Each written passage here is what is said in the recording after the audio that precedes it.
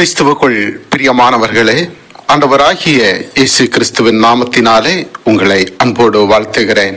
இந்த நாளிலும் உங்களோடு தியானிப்பதற்காக தெரிந்து கொள்ளப்பட்ட வாக்குத்தத்த வசனம் லூக்கா எழுதின சுவிசேஷம் 2வது அதிகாரம் 14வது வசனம். உன்னதத்தில் இருக்கிற தேவனுக்கு மகிமையும் பூமியிலே சமாதானமும் மனுஷர் மேல் பிரியமும் உண்டாவதாக என்று சொல்லி தேவனை துதித்தார்கள்.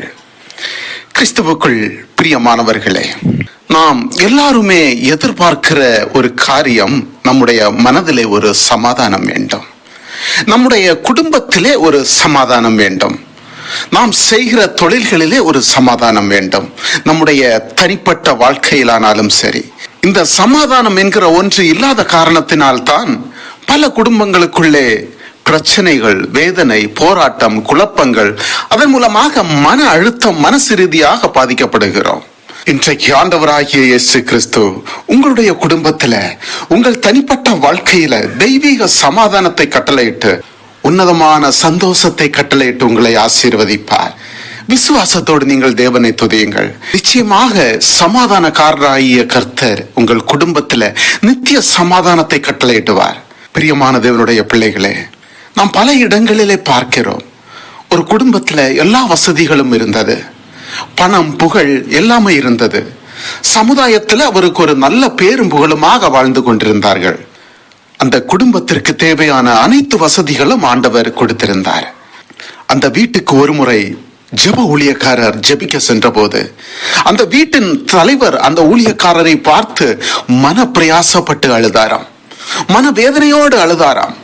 அவர் அழுகிறதை பார்த்து அந்த ஊழியக்காரர் தத்தளித்துக் கொண்டிருந்தார், வியந்து போனார், ஏன் என்னை பார்த்ததும் இவர் அழுகிறார் என்று சொல்லி. அப்போது அந்த வீட்டு தலைவர் அந்த ஊழியக்காரரை பார்த்து, என்னுடைய குடும்பத்திலே ஒரு சமாதானம் இல்லை, என் மனைவி என்னிடத்தில் சரியாக பேசுவது கிடையாது, பிள்ளைகள் என்னிடத்தில் பேசுவது கிடையாது, எனக்கு எந்த ஒரு நிம்மதியும் இல்லை. யாராவது எந்த ஒரு காரியத்தை எனக்கு சொல்ல வேண்டும் என்றால் அது வேலைக்காரர் மூலமாகத்தான் சொல்லப்படும். நான் சாப்பிடுகிற எந்த ஒரு சாப்பாடும் எல்லாமே வேலைக்காரர் மூலமாகத்தான் எனக்கு கொடுக்கப்படும். எனக்கு ஒரு நிம்மதி இல்லை, சமாதானம் இல்லை என்று அவர் தேம்பி தேம்பி அழுதாராம். அதை பார்த்த அந்த ஊழியக்காரர் என்ன செய்தார் தெரியுமா? அந்த குடும்பத்திற்காக ஜெபிக்க ஆரம்பித்த போது ஆண்டவர் அந்த ஊழியக்காரருக்கு உணர்த்தின ஒரு காரியம், இந்த குடும்பத்துல சமாதானத்தை குலைக்கும்படியாக சத்ருவின் கிரியை அந்த குடும்பத்திலே வாட்டி வதைத்து கொண்டிருக்கிறதை அவர் உணர்ந்தார். உடனே அந்த ஊழியக்காரர் அந்த குடும்பத்திலே மாற்றம் உண்டாகும்படி சமாதானத்தை குலைக்கிற சத்ருவின் கிரியையை எதிர்த்து ஜெபித்த போது அந்த குடும்பத்திலே பெரிய மாற்றம் உண்டானது. தொடர்ந்து அந்த ஊழியக்காரர் ஜெபிக்கும் போது ஆண்டவர் உணர்த்தின சில வார்த்தைகளை சொல்லிவிட்டு அந்த ஊழியக்காரர் கடந்து போனார். இந்த வார்த்தையை கேட்டுக்கொண்டிருக்கின்ற பிரியமான தேவனுடைய பிள்ளைகளே, என்ன ஒரு அற்புதமான விடுதலை பாருங்க. ஆண்டவர் அந்த ஜெபத்தை கேட்ட பிறகு அந்த குடும்பத்தின் சமாதான குலைச்சலை நீக்கி குடும்பத்திலே ஒரு சமாதானத்தை, தெய்வீக சமாதானத்தை கட்டளையிட்டு ஆசீர்வதிக்கிறார். அன்பானவர்களே, அந்த குடும்பத்தை ஆசீர்வதித்த தேவன் இன்றைக்கு உங்கள் குடும்பத்திலும் சமாதானத்தை கட்டளையிட்டு ஆசீர்வதிப்பார். இன்றைக்கு அந்த ஆண்டவரை விசுவாசித்து நீங்கள் போற்றி துதியுங்கள். இன்றைக்கு அப்படிப்பட்ட ஒரு தெய்வீக சமாதானம் உலகம் கொடுக்கிற பிரகாரம் அல்ல, ஆண்டவருடைய சமாதானம் நீங்கள் நினைப்பதற்கு மேலான சந்தோஷத்தையும் சமாதானத்தையும் இன்றைக்கு உங்கள் குடும்பத்திலே கட்டளையிட்டு இன்றையிலிருந்து ஒரு புதிய மாற்றத்தையும் உன்னதத்திலிருந்து மகிழ்ச்சியும் ஆண்டவர் உங்களுக்கு தந்து சமாதானத்தின் பாதையிலே உங்களை நடத்தி ஆசீர்வதிப்பாராக. ஆமென். கண்களை மூடி ஒரு நிமிடம் ஜெபிப்போமா?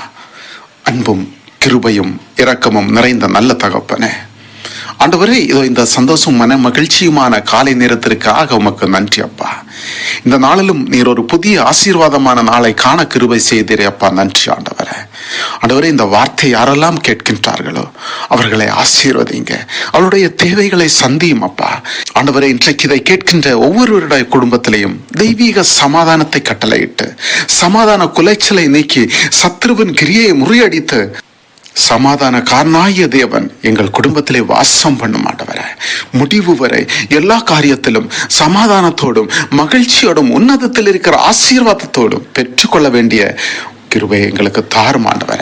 ஒவ்வொரு பிள்ளைகளையும் ஆசீர்வதிங்க, ஒவ்வொருவருக்கும் நல்ல சுகபலம் கொடுத்தள்ளும் சுவாமி. படிக்கின்ற பிள்ளைகளை ஆசீர்வதியும். இன்றைய தினத்திலே பிறந்த நாட்களை சந்திக்கின்ற உம்முடைய பிள்ளைகளை ஆசீர்வதியும் அப்பா.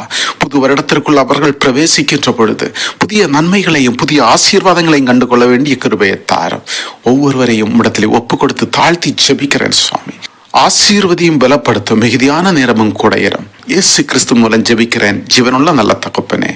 ஆமேன், ஆமேன், ஆமேன்.